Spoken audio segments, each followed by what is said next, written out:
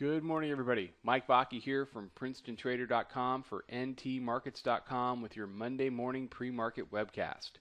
Okay, if you missed last night's webcast, check it out. It's up on the website. It's on my Twitter page at Princetontrader. We spent some time, about 5 minutes, looking at the daily chart and just very briefly saying, look, when we talked Thursday, when we talked Friday, I had indicated that the bears could not let the bulls establish 1670 as support, and they could not put another hammer in on the chart. That is establishing 1670 as support, and this is putting another hammer in on the chart.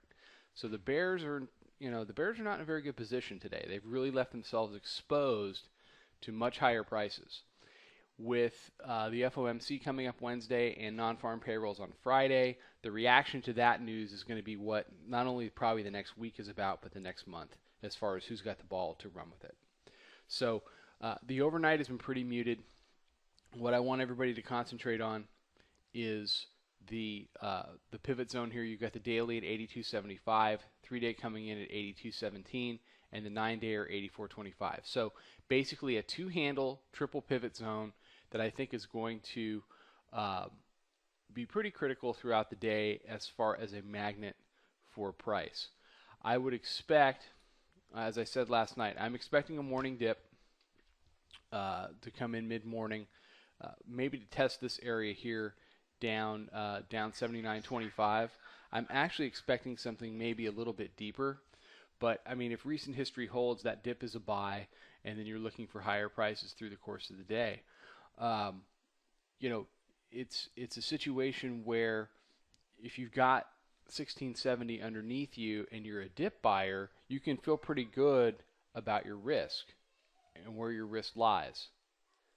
And that's going to give you confidence and embolden you to do what you've been doing for the last year, which is buying dips and running the market higher. So it's really hard to be bearish this morning. The bears haven't given you much of anything to be bearish about. The other thing I will mention is that if we do hit higher prices, if we do break through 95.5, I've said for the last couple of weeks, if we do that, 1700 will happen.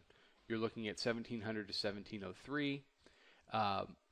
If we're going to punch the Bollinger Band, you're looking at something, here's the daily chart, something much higher. The Bollinger Bands are curling in the 1717 quarter area, and you're looking for something, in the area up above 1720. A bullish reaction to the news this week could do it. So if you're a bear, there's a point where you have to sit back and say, you know what, there's a better place for me to get short, because it's certainly not 1683. You've got 70 is established as support. You've got the 20-day moving average coming up to meet that, and your 12 handles below the highs. So you're in the textbook definition of no man's land. If you're a bull, you can't just blindly come in here and start grabbing shares, because you really do need a dip. You need to keep establishing a dip that is support that needs to be bought. And at the same time, one piece of news, one downgrade that's for real, one sovereign downgrade that's for real, anything, with respect to the Fed as far as some kind of plan with respect to QE that the market isn't anticipating, and we'll be right back to where we were trading below the middle band. So you're seeing a lot of jerky movement in the tape. I think that's a lot of people that are nervous. This is definitely a market that's to be traded. It is not a market that's to be held. If you're trading, if you're trading the mini, if you're trading futures, you get in, you get what you need, and you get out, and you wait for the next setup. You should not be saying, this is the day that I'm going to swing short the market for 100 handles, or this is the day that I buy that this is the dip and I'm buying it for a move to 1750 or some crazy number like that. It's not that kind of market.